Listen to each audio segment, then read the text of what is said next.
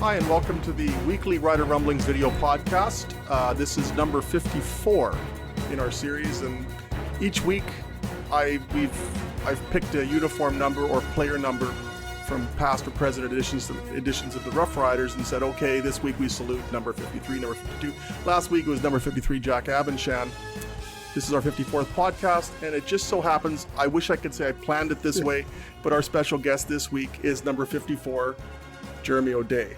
So thank you so much for being with us, Jeremy. I really appreciate your time. General Manager and Vice President of Football Operations, the Rough Riders. I don't deserve an introduction. That's Murray McCormick, and Jeremy's with us. Rob Vanstone over there. We blather on and I talk about my dog for about a half hour, but we're actually going to be serious about this podcast with Jeremy here. So we'll just go back and forth. Murray and I will alternate with some questions, and Jeremy will enlighten us and hopefully save the program. So Murray, why don't you start off?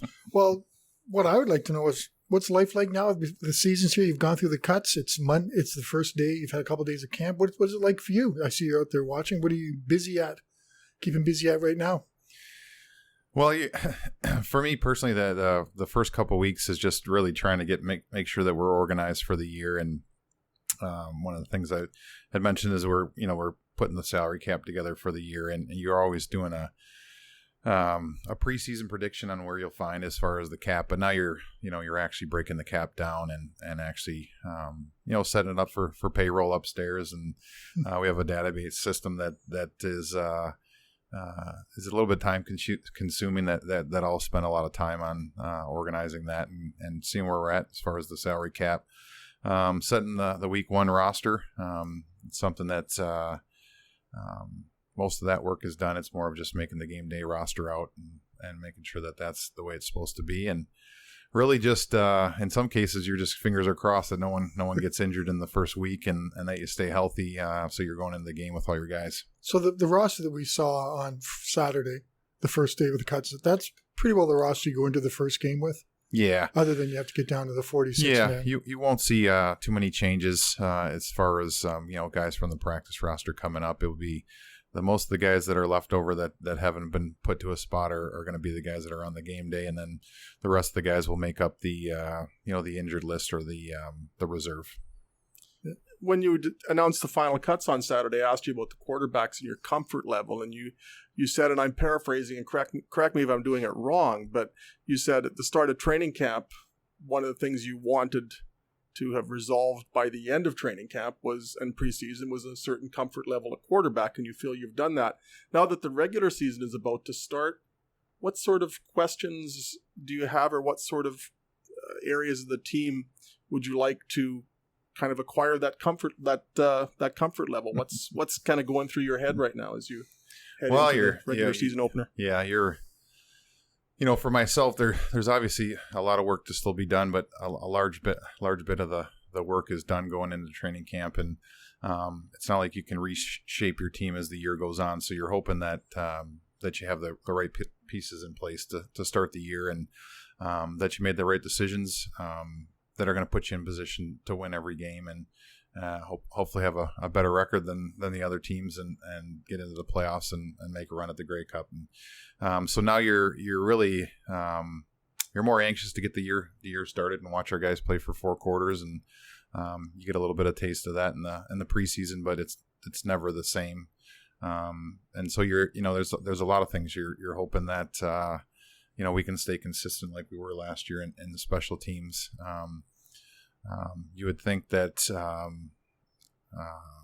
the defense, it's going to be hard to match the defense that we had last year. I mean, if you look at the defense, I know that the two of you don't like to talk too much about the defense, but we had a pretty good one last year. If everyone forgot, but in reality is that we're going to have to find a way to play good defense, and it's going to be hard to match the production that we had there, but we feel like we've got most of the same guys back, and the guys that we did add, we think we can fill the roles of the guys that we lost. And then offensively is to be more productive, score more points as we've talked about, and the name of the game is score more points than the other team, and in the CFL you have have to score a lot of points. So, that's what you're going to go. You're looking at. You got to be very realistic when you're looking at the team, and to say that you're just going to duplicate last year's defense is hard to say that. And so I wish it was easy as that to say, hey, we'll just keep the same defense. We'll get a little bit better in some other phases, and then away we'll go. But sometimes that's not the way it works. Every year is different. Hopefully we can establish an identity. And, we just really want a team that works hard and sticks together. It's no different than anything else in the world. And the team that is the closest and has each other's back and handles adversity well are the teams that have success. Well, maybe because nobody writes about the planes that land. We always write about the planes that crash. We're so unfortunate about the offense, and that's all people. Don't take offense to that. That was a good line. It's a good line. It's true. It's interesting that we all talk about quarterbacks, and you probably know that Rob and I international players. Players. Yes, Craig told me to stop asking questions about that. Unfortunately, I've run out of questions to ask. People still talk about how the fact you're going in with an unproven backup at quarterback, and maybe you can explain why you're in that position now and how that's, what that position is going to be like for the team, knowing Zach's health issues. What do you feel like not having an established veteran? We'll throw out the name. We have a name of one if you want. If you're thinking about an established veteran. Sure. I mean, we've been talking about Kevin Glenn on here for months. Yeah. Cody Fajardo or Fajardo? Fajardo is sort of eliminated the urgency or the need for us to belabor the Kevin Glenn That's issues. A good thing then. Yeah. That's a good thing. But I'm just curious about your thoughts on having two unproven backups at the. Yeah, we obviously had a bunch of discussions when we were around free agency on what the plan was, and you look at your board and you have a lot of players names up, but that position in particular was very interesting in the offseason with the amount of guys that were going to make it to free agency. We did inquire with some of the backup quarterbacks. We had conversations with some more established quarterbacks. But again, it is a risk when you go with a guy that hasn't proven himself, but there's also there's an unknown there that if Darian Durant never got a shot to play, then would Darian Durant ever have been who he was? Ricky Ray, I still remember watching the first game Ricky Ray played, and he walked into there was an injury in the middle of the game, and Ricky Ray came on the field, and I remember I was sitting there watching the TV, and I said, look at this guy. He looks like he's 15 years old, and he looks like a deer in headlights. And I could have swore that he was going to struggle, and he ended up to be a Hall of Fame player. And until you get an opportunity, obviously it takes it's a gamble, it's a risk when you go with a guy that's unproven. But for us, I think that we're in the point where we have to. I would like our team to be a team that has a stable of quarterbacks and developing young quarterbacks, and it's such a critical and key position to our league. So I think we inquired with those guys, but it had to be the right fit for us as far as them wanting to be here and the comfort level that we thought, and also if we thought that they would be successful in what we do, and ultimately we decided to go with Cody. And really just off of our the information that we gathered from college all the way into his couple of years into Canada, and he has a small sample of playing time, so there's not a big a bunch of games that you can watch on him. But all I know is he's been successful in everything every opportunity that he's gotten. I'd be lying to say we weren't a little bit concerned after the first couple of days. I think it took him a few days to catch his stride and get used to the receivers and the terminology and stuff like that. But he's gotten very comfortable very fast, and he's done some very good things. And then when he plays in the game, he seems to play very well. Zach Calaro seems to have recovered from Fan Day pretty well. What are your thoughts on where he stands going into the regular season? What do you expect from him now that it's year two? And I think William Powell's going to help his Zach's productivity as well. Yeah, I think first and foremost we got to be able to protect him and keep him upright, make him feel comfortable in the pocket. I think that we have a group that can do that as far as our offensive line. And Zach is, he's a very competitive guy. He's got a hunger, loves the game of football, spends a lot of time preparing to play football. Means a lot to him when things don't go right. You can see the disappointment in him, and it matters to him. And he's got the locker room. He's got the teams the players that believe in him. And he's out to prove that he can be the quarterback he was a few years back. But there's a lot that goes into that, and I think that he's becoming more comfortable with the offense. I thought he had a great camp. Other than the fan day where it didn't really go his way, but he bounced back, and I think it was good that he got into the game and he had to run around a little bit. I know disappointed that the first play of the game was a miscommunication with the snap and kind of I guess shook off the cobwebs when you're getting thrown into a position where you're getting the ball early and having to run and take a shot right off the bat, but handled it well, and then kind of settled down as the game went on, and threw a couple touchdown passes and did some nice things for us, and we're just looking forward to that continuing to happen. And really, you're right. One of the things we wanted to do is make sure that he has a good supporting cast and has guys that can throw the ball too, and also we want to be able to run the football as always. You picked two receivers in the first two picks of the draft. A lot of excitement and hype around them, and we haven't really seen them. Is it disappointing for you to see that happening? And when are we going to see them? What do you think it might be? Yeah, I maybe should say Justin McGinnis and Braden Linius for the two guys picked. So yeah, it was. First of all, we're happy to have them. They're both very good players. We've gotten to see them a little bit here. We got to see Braden for about a half a practice, and it was a great half. Yeah, it was. It was a great half of football, but unfortunately, injuries happen in the sport, and he had a hamstring that happened early, and I know he's anxious to get back out there. He started practicing this week, and he's probably a week behind of where Justin was, and Justin will play for us this week, and he got back to practice last week, and he's made an immediate impact with his size and his ability to run, and his catch radius, as you saw in the game. I think there's probably not too many guys that would have caught the post that he caught. And he's a young and excitable kid, and we're looking for great things for both those guys. They're the twin towers. You see them walking around together, and it looks like they're basketball players, but they're both good kids. They're hungry. They're excited to be here, and it'll be nice when we can get them both on the field. Yeah, because you get back to when you were in those kind of guys were unusual to have 6'3", 6'5" guys playing as wide receivers. The game's changed a lot since then to include them, hasn't it? Yeah, I mean, and even if even the Canadian, I don't remember Canadian receivers that had that much that size and the speed that they have, and so yeah, we're excited about them. I mean, there's lots of work to do with those guys, but they're learning every day, and yeah, we're excited about them. I'm going to ask my first ever question about the defense. This is a landmark. What's the defense? On our podcast. Those are the guys who scored last year. I always thought D stood for Denver, but I guess I was wrong. It's tough to expect a defense to put 11 touchdowns on the board, like as was the case last year. But when you look at that personnel, and I guess the wild card in this equation is probably Solomon Alamimian and his status, but the defensive line should still be very good. The defensive backfield should still be very good, and there's a lot of athleticism and even experience at linebacker.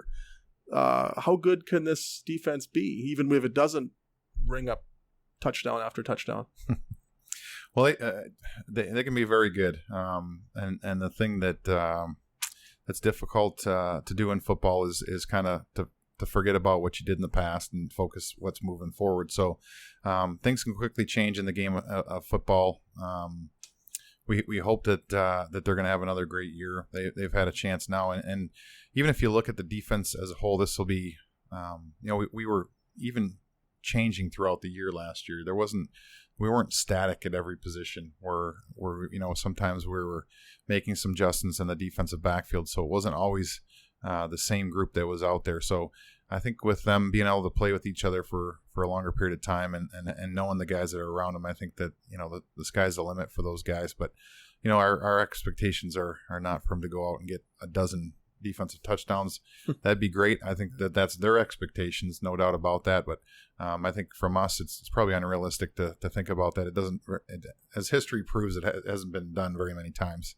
But we like we like the group that we put together there. And Solomon will be in the mix shortly, and it'll be nice to see what he brings to the table. But, Deshaun Davis has really stepped up at the linebacker position. He's long and has length, and he's hungry because he's been waiting for an opportunity to play a little bit more.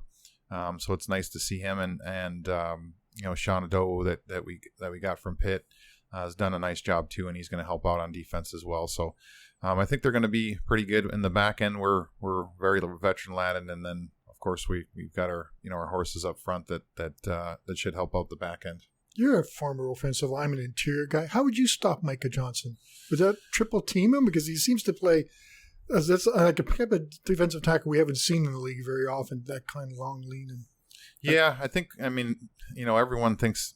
I know the defensive line and say it all the time, and I always get a kick out of the defensive ends that say they're double team because I don't know how you double team a defensive end when you only have a tackle that can block them. But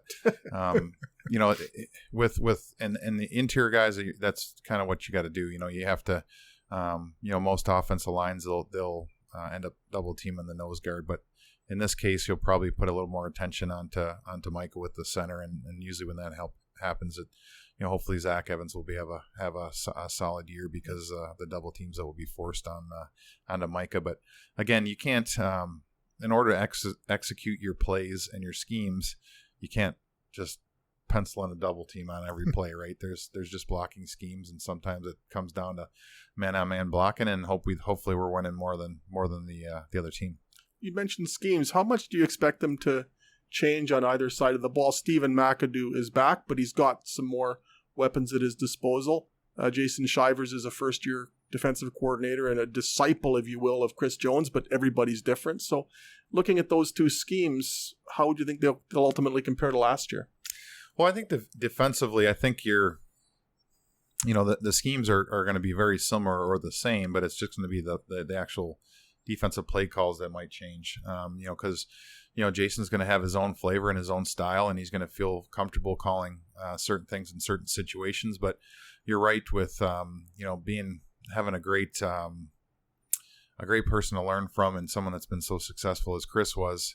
It's only going to help him moving forward. But he knows how to prepare for games, and he knows how to attack offenses. He spends a lot of time watching film and trying to find weaknesses in offenses and things that will be disruptive against the opponent. And him and Chris worked on it together. There's no doubt that Jason had a huge part in what Chris did over the last number of years. And there's lots of times where he'd rely on Jason to assist in some of the calls, or the downs and distance or situational. So I'm excited to see him just for him to get the opportunity. I know he's been, Chris has been saying for years, I'm not going to be able to keep Jason much longer because someone's going to take him. But we were fortunate to be able to keep him. And then Steve McAdoo just our offense to grow and to be productive and to put up a lot of points. That's the name of the game in the CFL is just to score. You got to score a lot of points. That's the way it is. And we'll play good defense, score more points than them, and make our kicks. It seems pretty easy, but we'll see how it goes. So we all know 2020, the Grey Cup's here, 2019. And I remember in 2012, Brendan Taman went all in. He got Labatt, he got Picard, brought in those guys in 2012 to set up the foundation for 13. I don't know if you've done that. Have you done that this year to set up? Are you thinking about 2020, or are you just 2019 right now, and we'll take 2020 on that? We're, I don't want to speak on exactly what BT's mindset was, and if that was if he was planning out the year before, or if he was planning out 2012 and trying to be really good. But from our mindset is really we're trying to win the 2019 Grey Cup, and I think some of the guys that we added hopefully are going to carry over and be a big part of next year's team, and things like that. But as far as my mindset, I wasn't not 100% focused on 2020. I'm more focused on 2019, and what would be better to win a Grey Cup in 2020 than to have it be your back-to-back Grey Cups, right? So I would say that my focus has really been just on this year, but to be honest, some of my job is to focus on the future as well, right? So so you see that with maybe our draft and preparing for succession plans in certain positions. Because I guess sorry, Burr. Obviously you'd be selling 2019 short if you were just looking at 2020. Obviously, you have to.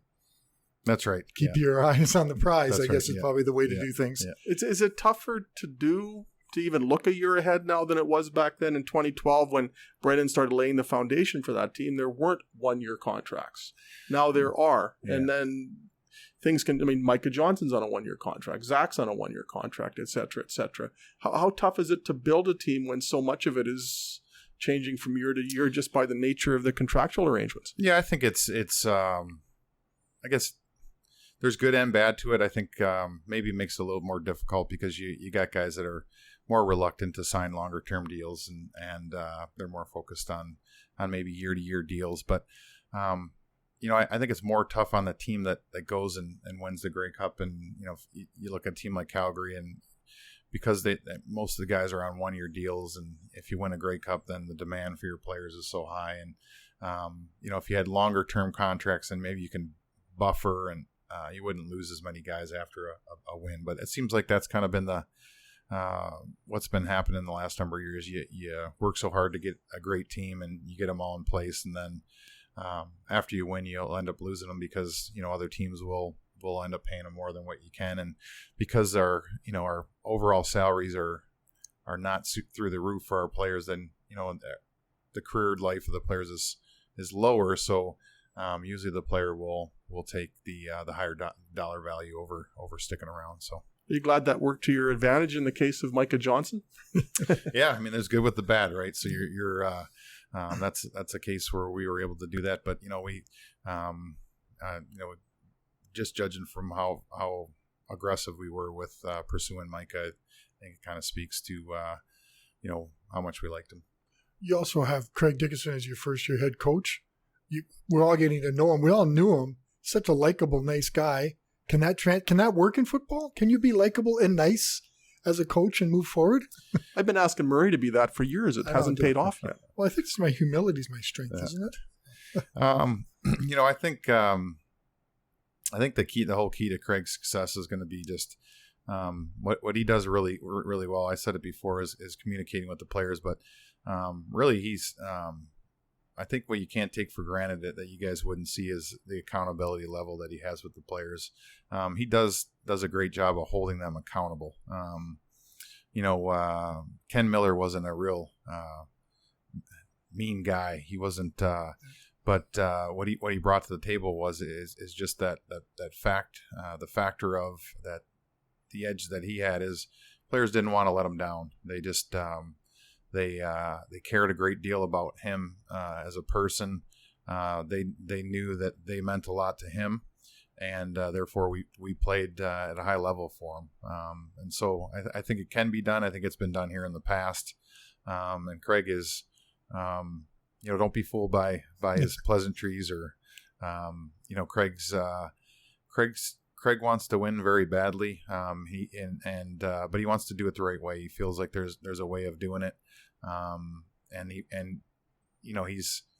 He holds the players accountable, and the players won't take advantage of him.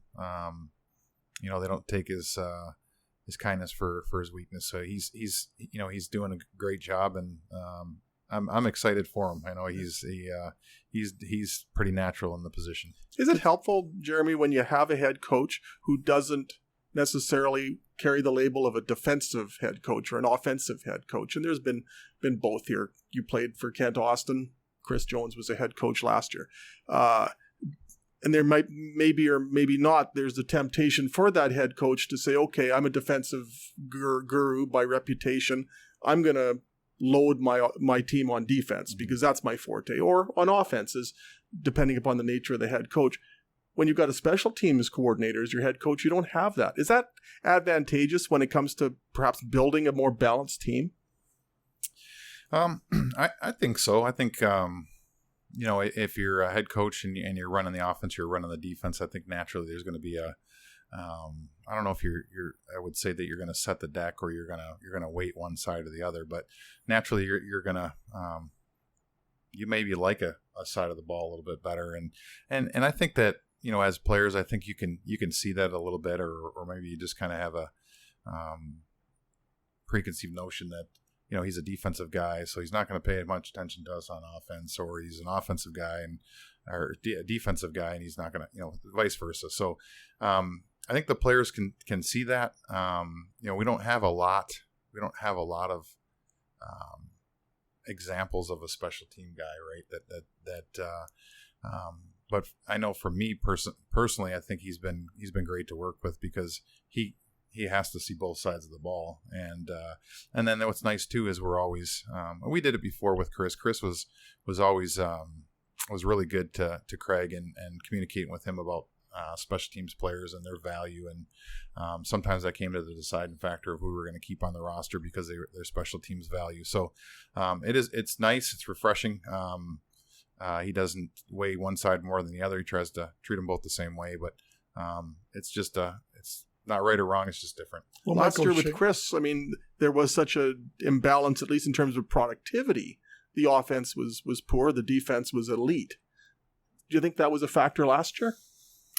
I don't know. It's hard to tell. I mean, I guess naturally you could say that because when Chris sees game plan and he has to game plan, for the defensive side of the ball. But, he really, for the most part was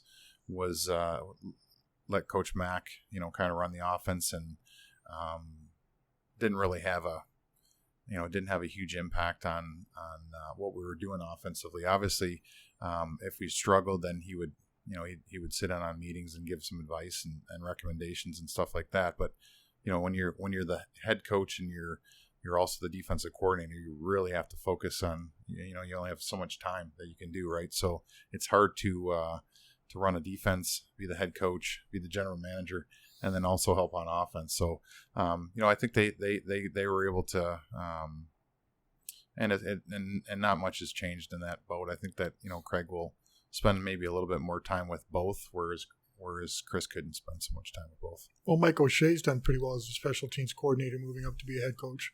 Yeah, he's a good one to. Yeah. They've had success in Winnipeg, and similar type guys, good communication.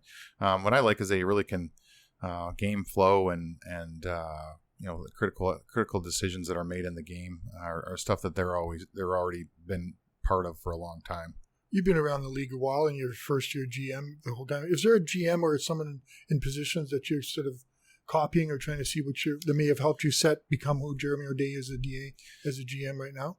It's probably a combination, to be honest with you. I think you're when you're preparing to be a GM, you're kind of evaluating all the other GMs and what they do well, or what you think they do well, and maybe some of the things that you think that they're not as good at. So I think it's almost like being coached by a bunch of different coaches. You kind of pull pieces of them that you like and try to add it to your own game. So if you get an opportunity, you can make the most of it and do the things that you think work versus the things that don't work. So I don't know if there's any one guy that I would say that I would be exactly right at, or exactly like. I would say that it's probably a combination. I've had I've been able to work with different GMs here with Brendan and Chris, and just different philosophies and different styles, and you can actually take from both of them. You can say what you want, and one can argue of who is a better GM, but the BT had a lot of success, and he did something that only 3 other people can do in the last long time. And so I was, fortunate to be able to spend a lot of time with Brennan and see his style, and then also see Chris's, which, they're both kind of opposite ends of the spectrum. Regular season opener, I mean, technically it's 1/18 of the regular schedule, but it's that first look. You've been building this team, and now you get that first meaningful game. Going into that, how much curiosity is there? How anxious are you to see whether what you've envisioned and what you've planned for is what you thought it was or what it should be. It's a lot. Yeah, there's a lot. You go through the preseason, and you don't take the preseason for granted by any means, but you're also knowing that this isn't the final product that you're seeing. So you're getting bits and pieces, and you're hoping that some of the young guys are going to step up, and they're going to every year you want a couple of those young guys that are going to turn out to be very good players that will help you. And it's also important so you don't get old very fast all at once.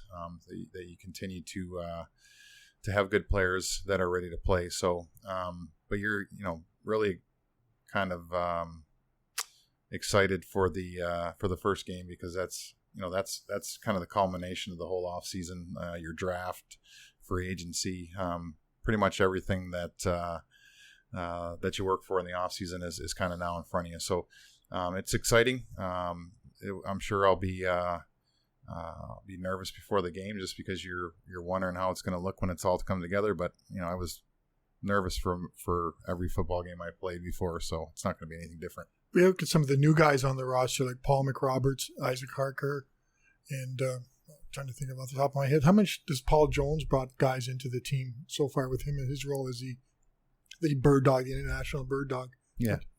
Well, Paul, he's just unbelievable personnel guy, and a great guy as well. I don't want to say he's not a great guy, but Paul has done it for so long, and he knows so many people, and he's got such an eye for talent. He can get on the phone with pretty much any time you have a player, you can talk to him. If he hasn't already saw him or talked to somebody about him, he can do it very quickly. So he's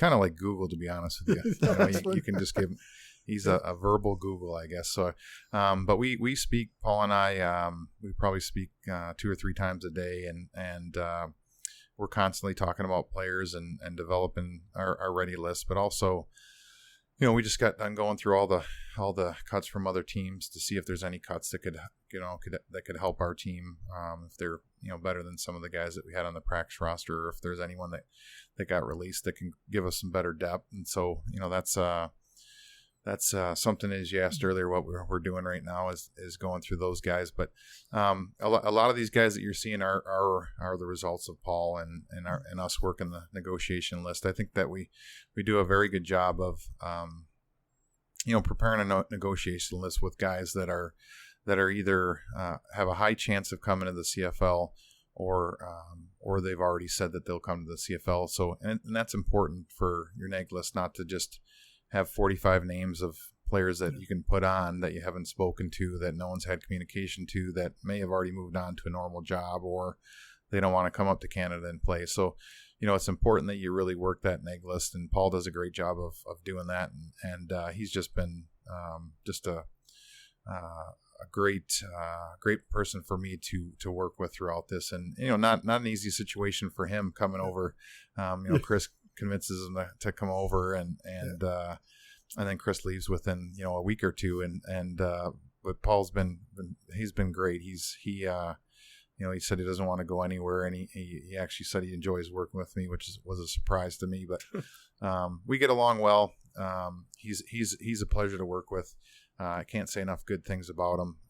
His reputation precedes him with the amount of players that he's gotten into our league that have become very, very good players, and he's as motivated as ever. Will we ever see him? I don't think people in Edmonton almost describe him as a ghost. We were trying to find a photo of him. We can't even find a picture of him. So he does exist. He could walk right by us and we wouldn't know. We only worry about the offense anyway. Yeah, no, he exists. An interesting story with Paul is he actually my second year in Toronto, he was actually the assistant GM with Don Matthews in Toronto. It was a year after Eric left. And so Paul, it's funny you mentioned that, because Paul was there for, I want to say, 2 or 3 days, and then I never saw him again the rest of the year. So I didn't know if he existed after that as well. But the truth is the work that he does is best to be done where he's doing it right now. He's in a hotbed area that has a lot of great players, and he works tirelessly. Whether he's sitting next to me or whether he's working in an office at home, it makes no difference where he's located. And part of the reason why we have him down there is so it's easy for him to travel to all the games and the colleges, to camps, and he's a road warrior. He's a grinder. We spend a lot of time on the phone at night when most people are sleeping. And like I said, he's just been great. So to answer your question, he was planning on he was all set to come up to camp, and one of his family members had some complications, some health issues that we're all thinking about, and I think he's recovering, and we're happy to hear that. But Paul's going to pop up. We're trying to pick a good game for him to come up with his wife, and they're going to come up and meet everyone that they haven't met in the building. And most of the other guys have already met him. The coaches, the staff, football ops have all met him at mini camp, so they're all very familiar with him. He just wanted to come up and meet the rest of the business off staffs. You have this punter who was on the other side when you played in the first ever Banjo Bowl, and he's still going. Yeah. John Ryan, what are you expecting this year? Just to be John Ryan and done what he's done for the last, I guess, 13 or 14 years of his career, and just been consistent. And, I guess it's a little bit odd for me to say to bring leadership as a punter, but, he's got so much experience, and, such a great guy in the locker room, great work ethic. Just the pride of being a Rough Rider for him is, it's pretty cool to see, a guy that's had the success that he's had, and to see how happy he is to be a Rough Rider. It's just, for me, him being in the locker room and after going through all those experiences in the NFL and having such a great career there, to come back and show how much it means to him to be a Rough Rider is kind of contagious for the rest of the players in the locker room. So I know the guys are talking to him lots. It's fun to watch him just kind of fit right into the locker room, and being a local guy. And but we didn't sign him for most of that. We signed him because he's a very good football player, and he's a very good punter, and brings a lot to the table, and that's why we signed him. Just one last question. Jeremy's been more than generous with his time, so we should let him. I was just going to say, just unusual for a local guy and a punter to draw this much attention and not as much discussion. Kind of like the international players we keep writing about, but it's neat that John is back, and you've talked to him. He's worth it all too. He's pretty genuine. I think people are going to learn that about him. Yeah, he's it was interesting going through the whole process with him of trying to get him signed, and dealing with mainly with his agent. And I think it just got to a point where John said, I want to be a Rough Rider, and let's go ahead and get this done. And you could tell when the call came that they were ready to get it done. John wanted to come back, and he wanted to play for the Rough Riders, and I'm sure that he could have gone to lots of other teams in the CFL, and he wanted to be here, and we wanted him here as well. And so it ended up working out, and it'd be a great chapter of his book if we can go turn around and win one now. I'm just going to close by opening the floor to you. Is there anything you'd like to say to Rider fans or Rider Nation? Or us? It's all Rob's fault. There you go. I got some things I'd like to say to you guys, but I won't say it. No. We do have a bleeper if you'd like to. We still have the last word, though. But we'll spell it incorrectly. Just for me, it's been special for me just being in the position that I am, and being able to help build this team. And there's a lot of good people in our organization that have put a lot of time and work into this team. No one wants to win more and have success more than our staff and our coaches and our organization. We've got a great organization. You'll never hear me say anything bad about our organization and how we're run, and just how they take care of us as a whole. But I guess to all the fans is really just do what they've always done. Show support to our team. Understand that the seasons are always ups and downs. You're always going to be able to critique a game after it's over. We see the same issues that everyone else sees after a game. I wish it was as easy as just correcting them and just fixing them. But understand we're going to work very, very hard to make the province proud. And to me, this province deserves a lot of Grey Cups. And I think the support that they've given for the last 100+ years is is motivation enough for me to do the best I can to try to win more Grey Cups, because I think they definitely deserve it. So just stick with us. We got a great group of guys. They work very hard. They're very passionate. They love playing for the Saskatchewan-roughriders, and we're just excited about starting the season. So just keep doing what you're doing. And don't panic in August. That's right. Because a lot of things happen after August. If you look back the last 3 years, the season's so long. There's so many ups and downs, and it's one of the difficult things with the job is the emotional roller coaster that you're on. You can get too high and too low, and you really got to just stay even keel. You gotta go through the ups and downs that happen in a year, and really the parity that's in our league. If you look at it, pretty much every team has won a Grey Cup in the last 10 or 12 years, and it just shows that there's parity, right? So the rosters are not that much different talent-wise. It's just the teams that are able to come together as a whole and be able to survive those tough, adverse situations. That mental toughness is something that gets overlooked in our game, and the teams that are mentally tough are able to go through those and just learn from the experiences and then build on them. Perfect. Right. Well, you're welcome back anytime you want. Maybe come. Well, I appreciate that. Yeah, we'll have it catered if you'd like to join us again. Okay. You're going to bribe me with food. No, we'll just eat it all. Jeremy O'Day, thank you so much for being with us today, and best of luck this year. Yeah. We'll be back next week with podcast number 55. Oh, I have to read this. I always blow this. If you enjoy the podcast, please leave a review and a rating. It helps us a lot. Well, Austin left me a new script here. This is longer than usual. You can subscribe to the show on the Apple Podcasts app or wherever you get your podcasts. If you'd like to send us a question, you can email Rob, that's me, at rvanstone@postmedia.com, and we'll read it on the show. You can follow Rob on Twitter at Rob Vanstone and Murray at Murray LP, and I don't believe Jeremy's on Twitter, so follow the Rough Riders on Twitter. Again, Jeremy, thank you so much. Murray, we'll do this again next week with number 55 in memory of Mario DeMarco. Take care.